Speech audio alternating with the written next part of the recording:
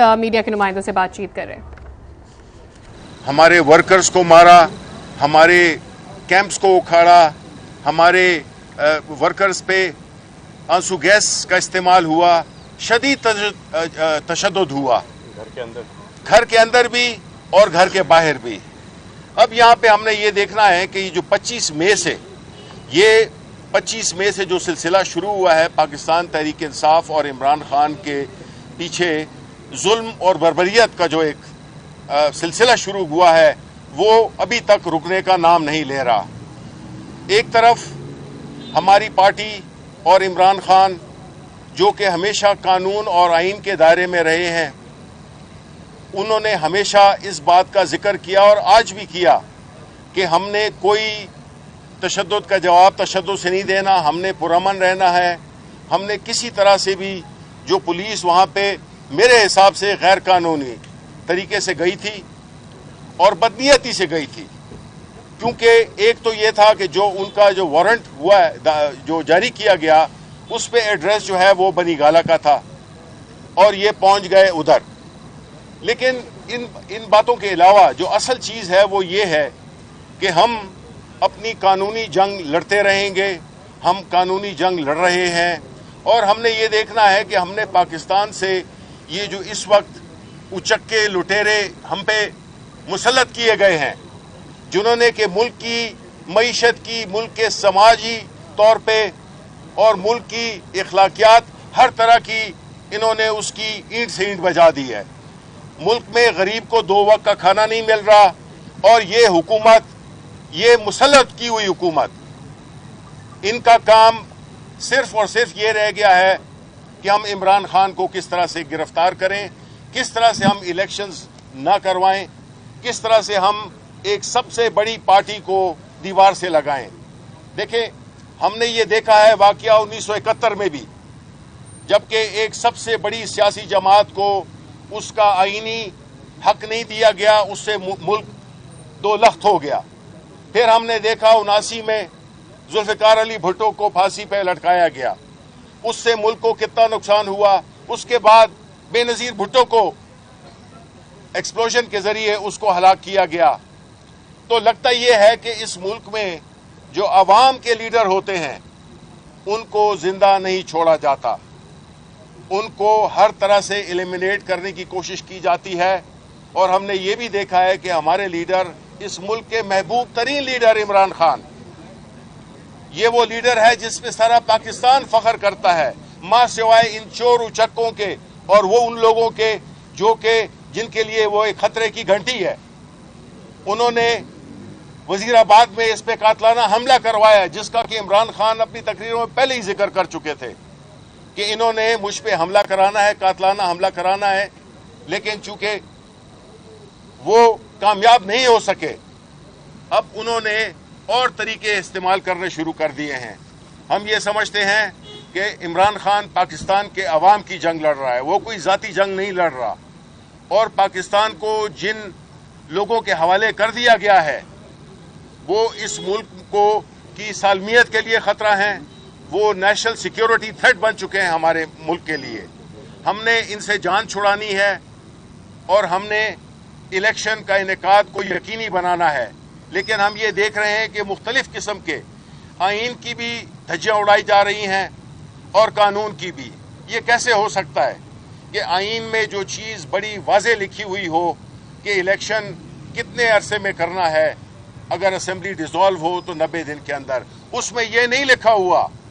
کہ آپ کے پاس پیسے نہیں ہیں تو کیا ہوگا، آپ کی نیت نہیں ہے تو کیا ہوگا۔ یہ ساری چیزیں آئین میں نہیں ہیں، کیونکہ آئین نے یہ گنجائش ہی نہیں چھوڑی کہ کوئی غاصب، کوئی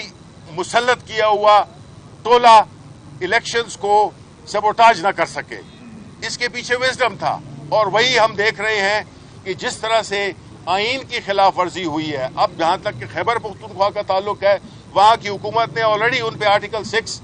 لگ چکا ہے، ان پہ ہم فائل کر رہے ہیں کہ جو گورنر ہے، جو کہ ایک فضل الرحمان کا سمدی ہے اور نہ تو وہ بات کر سکتا ہے۔ مجھے بڑا افسوس ہوتا ہے کہ ہمارے ملک میں چاہے وہ ٹسوری ہو یا چاہے یہ جو اپنا پشاور کا جو گورنر بنا ہوا ہے، یہ ان کی حیثیت نہیں ہے. عہدوں کو انہوں نے چھوٹا کر دیا ہے, بڑی کرسیوں پہ چھوٹے لوگوں کو بٹھا دیا گیا ہے, اور وہ اسی لیے کہ یہ ہر ایک چیز کو ماننے کے لیے تیار ہوتے ہیں. جو حکم ان کو ملتا ہے وہ یہ, کیونکہ یہ عوام کی طاقت سے نہیں آئے ہوئے, یہ لائے گئے ہیں, اور ایسے جو لائے گئے لوگ ہوتے ہیں نہ ان کی کوئی حیثیت ہوتی ہے, نہ ان میں کوئی اخلاقی جرات ہوتی ہے, نہ ان میں کوئی آئین اور قانون کی پاسداری کا کوئی بھی ان میں ایک شائبہ تک نہیں ہوتا. اس لیے ہم سمجھتے ہیں کہ پاکستان کے عوام یہ سب کچھ دیکھ رہے ہیں, اور جس طرح سے ہماری پارٹی کو ایک ہدف بنایا جا رہا ہے, پاکستان کی سب سے بڑی مقبول ترین سیاسی جماعت کو جس طرح سے اس کے ساتھ مقدموں میں الجھایا جا رہا ہے, جس طرح سے کہ پولیس کی دہشت گردی کی جا رہی ہے, اور بڑے مختلف طریقے لوگوں کو اغوا کیا جا رہا ہے. میڈیا کا تو آپ کو پتہ ہی ہے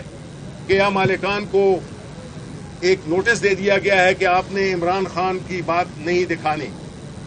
دیکھیں, یہ ملک اس طرح نہیں چل سکتا. یہ 75 سال سے اسی طرح چلایا گیا ہے, اور نتیجہ کیا ہے کہ ہم بیکاری بن گئے ہیں بقول شہباز شریف کے, اور یہی وہ لوگ ہیں جنہوں نے ہمیں اس موجودہ صورتحال پہ پہنچایا ہے, جس میں کہ نہ ہمارے پاس پیسے ہیں, نہ ہماری کوئی عزت کرتا ہے. ہمیں انٹرنیشنلی بے عزت کر دیا ہے انہوں نے, اور بس بہت ہو گیا ہے. اب عوام نے اپنی جدوجہد کے لیے جو عمران خان ان کی جنگ لڑ رہا ہے اس کے لیے ہے, اور ہر اس قانونی اور سیاسی ایکٹیویٹی میں حصہ لینا ہے جو کہ اس ملک کا اب فرض ہو چکا ہے عوام پہ. عمران خان نے آپ کی جنگ لڑی ہے اور لڑے گا, لیکن آپ کا بھی فرض بنتا ہے کہ آپ عملی طور پہ ہماری جدوجہد کا حصہ بنیں, کیونکہ اگر یہ نہیں ہوا تو اس ملک کا کوئی مستقبل نہیں ہے. اگر ہم نے یہ مریم پہ اور شہباز پہ اور وہ اس دوسرا جو گیدڑ جو بھاگا ہوا ہے لندن میں, یعنی شرم نہیں آتی ہے کہ وہ ہمیں کہہ رہے ہیں کہ آپ باہر نہیں نکل رہے. ہمارا لیڈر تو شیر ہے, وہ تو نکل رہا ہے, وہ تو ریلی کو بھی لیڈ کر رہا ہے, وہ جلسوں کو بھی کرنے والا تھا. انشاءاللہ تعالی ہم یہی سمجھتے ہیں کہ ہم حق پہ ہیں. ہماری جو جہاد ہے, ہماری جو جنگ ہے, وہ پاکستان کے لیے ہے, وہ ذات کے لیے نہیں ہے. اللہ ہمیں سرخرو کرے گا, ہمیں انشاءاللہ اللہ تعالیٰ ثابت قدم بھی رکھے گا, اور انشاءاللہ تعالیٰ ہم یہ سمجھتے ہیں کہ عمران خان کی لیڈرشپ میں اس ملک نے ایک نیا دن دیکھنا ہے, اور ہم اس قسم کی چیزوں سے یہ صرف ملک کو بدنام کر رہے ہیں, یہ سوسائٹی میں انتشار پھیلا رہے ہیں. یہ جو ایک آئی ہوئی ہے زہریلی خاتون, وہ اس کا تو نام بھی لینا وہ ہے, وہ آ کے اب ہم ان کے نوکر ہیں کہ کسی کی بیٹی کو ہم وہ اپنے اقتدار میں لائیں گے, کسی کے بیٹے کو ہم اقتدار میں لائیں گے. یہ پاکستان کے جو باقی عوام ہیں وہ جو ہے تو کوئی غلام ہے یا وہ کوئی وہ ہے بھیڑ بکریاں ہیں. ہم جو ہے اب پاکستان بدل گیا ہے. اب پاکستان کے عوام نے فیصلہ کر لیا ہے کہ وہ عمران خان کی قیادت میں اس فرسودہ نظام سے, یہ وہ نظام جو کہ ایک خاص اشرافیہ کو وہ ساری مراعات دیتا ہے, عوام کی قیمت پہ, عوام کا خون چوس کے ان کے محلات لندن میں دوسرے ملکوں میں بنے ہیں. اب یہ نہیں چلے گا. انشاءاللہ تعالی پاکستان کے جو نوجوان ہیں وہ ان کا مستقبل اگر ہم نے روشن کرنا ہے تو انہوں نے بھی ہماری اس جدوجہد میں عمران خان کا ہاتھ بٹانا ہے. بہت شکریہ.